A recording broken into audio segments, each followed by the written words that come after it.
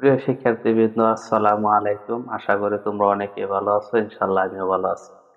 আজকে আমি চতুর্থ অধ্যায়ের কিছু গুরুত্বপূর্ণ এমসিকিউ নিয়ে আলোচনা করব, যা তোমরা মুখস্থ করো।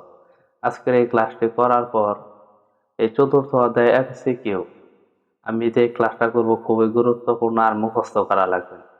আইসিটি হুবহু প্রশ্ন আসে না, এটা কেন তোমরা মুখস্থ করো জানি না।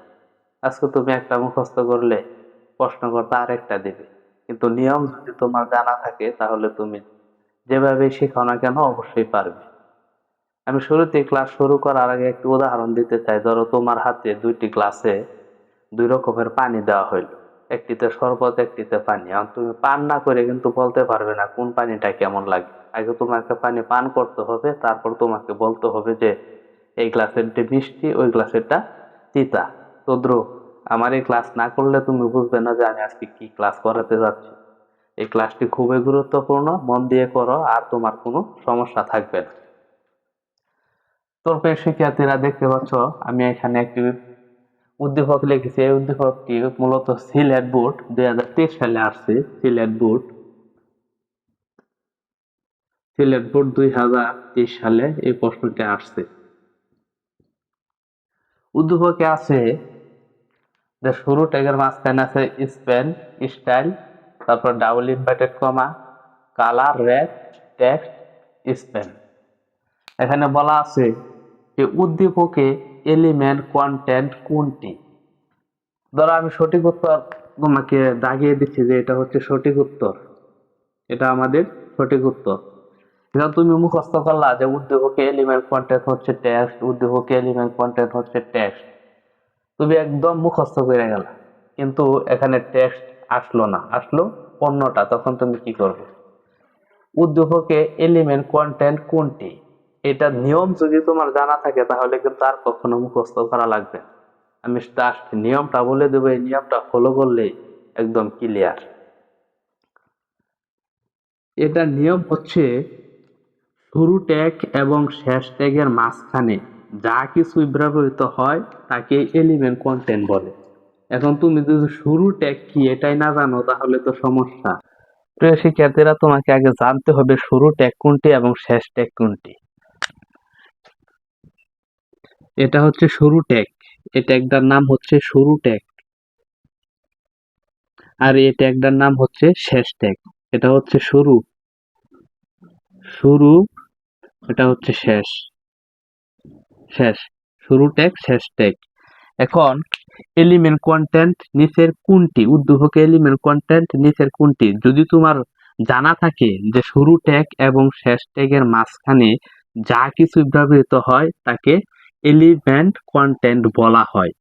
এই যে দেখো শুরু ট্যাগ, এই যে এখান থেকে শুরু ট্যাগ শুরু হয়ে এই যে এই পর্যন্ত আসছে, তারপরে এই যে শেষ ট্যাগ, এই যে দেখতে পাচ্ছ এটা হচ্ছে শেষ ট্যাগ, আর এই সবটুকু হচ্ছে শুরু ট্যাগ। তাহলে শুরু ট্যাগ এবং শেষ ট্যাগের মাঝখানে যাই লেখা থাকুক না কেন সেটাই হচ্ছে এলিমেন্ট কন্টেন্ট।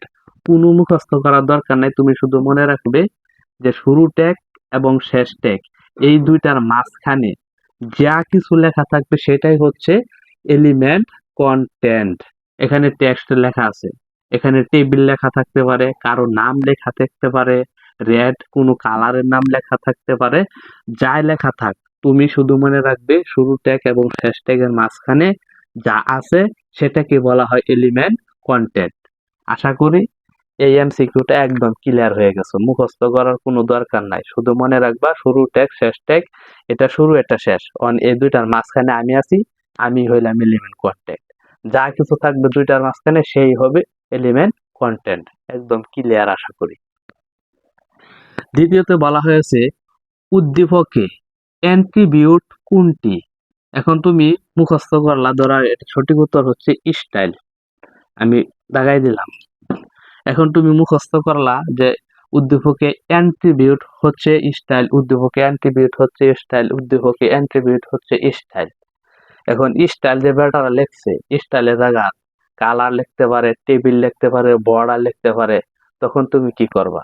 যে তুমি তো শিখাইছো অ্যাট্রিবিউট হচ্ছে স্টাইল, অ্যাট্রিবিউট হচ্ছে স্টাইল, তখন তোমার কি উপায় থাকবে? আর তো যদি নিয়মটা জানা থাকে, নিয়মটা কিভাবে কোন ওয়েতে যাইতে হয় এটা যদি তুমি জানা থাকে তাহলে কোনো সমস্যা নাই, যা ইচ্ছা তাই থাক, তুমি কিন্তু দেখে চিনে ফেলবে যে অ্যাট্রিবিউট নিচের কোনটি।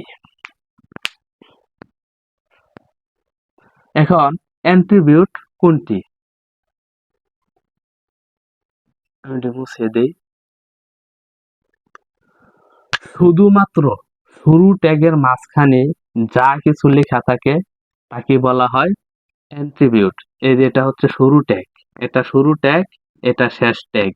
এই শুরু ট্যাগের মাঝখানে যা লেখা থাকে তাকে বলা হয় অ্যাট্রিবিউট। এই যে স্পেন, এটা হচ্ছে শুরু ট্যাগ, এই যে এখান থেকে আইসা এখানে হচ্ছে শুরু ট্যাগ। এই শুরু ট্যাগের মাঝখানে যা কিছু লেখা থাকে তাকে বলা হয় অ্যাট্রিবিউট। এখন এই যে স্পেন, এটা কিন্তু একটা ট্যাগ, এটা অ্যাট্রিবিউট না, মানে এই যে এখানে যে ট্যাগ শেষ হয়েছে স্পেন, এটা একটা ট্যাগ। যারা ট্যাগের ব্যবহার না জানো 25 থেকে 30টা ট্যাগ শিখলেই চতুর্থ অধ্যায় জাস্ট এনাফ। আমি এই বিষয়ে ক্লাস দিব সিরেই, ক্লাসটা মনোযোগ সহকারে করো, তাহলে তোমরা যতগুলো ট্যাগ আছে পরিচিত মনে হবে। এই যে স্পেন, এটা কিন্তু ট্যাগ। এই যে শুরু আছে শেষ আছে, এটাকে বলা হয় ট্যাগ স্টাইল। এই যে শুরু ট্যাগের মাঝখানে যা লেখা থাকে সেটাকে বলা হয় অ্যাট্রিবিউট। এই যে শুরু ট্যাগের মাঝখানে, এই যে শুরু ট্যাগের মাঝখানে শুধু লেখা আছে স্টাইল, এই যে স্টাইল, এটা হচ্ছে আমাদের সঠিক উত্তর, এটাই হচ্ছে আমাদের অ্যাট্রিবিউট। শুরু ট্যাগের মাঝখানে যা আছে তাকে বলা হয় অ্যাট্রিবিউট। এখন তোমার মুখস্থ করা লাগবে না, তুমি শুধু মনে রাখবা যে শুরু ট্যাগের মাঝখানে যা আছে তাকে বলা হয় অ্যাট্রিবিউট। আশা করি বিষয়টা ক্লিয়ার হয়েছে। উদ্দীপকে ট্যাগ কোনটি? এই যে উদ্দীপকটা দেওয়া আছে, এই জায়গায় বলা আছে যে ট্যাগ কোনটি।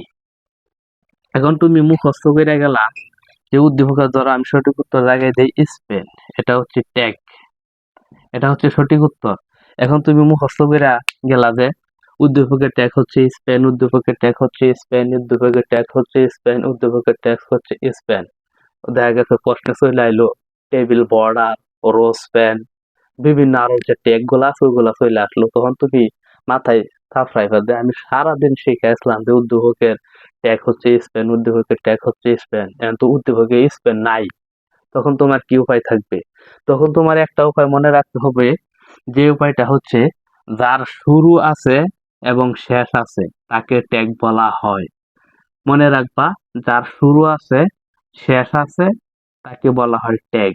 এখানে দেখো স্পেন, স্পেন লেখাটাই শুরু ট্যাগে আছে, এই যে শুরু ট্যাগ, এই যে দুইটার মাঝখানেও আছে, শেষ ট্যাগ এর মাঝখানেও আছে, তার মানে দাঁড়াইতেছে উদ্দীপকের ট্যাগ হচ্ছে স্পেন।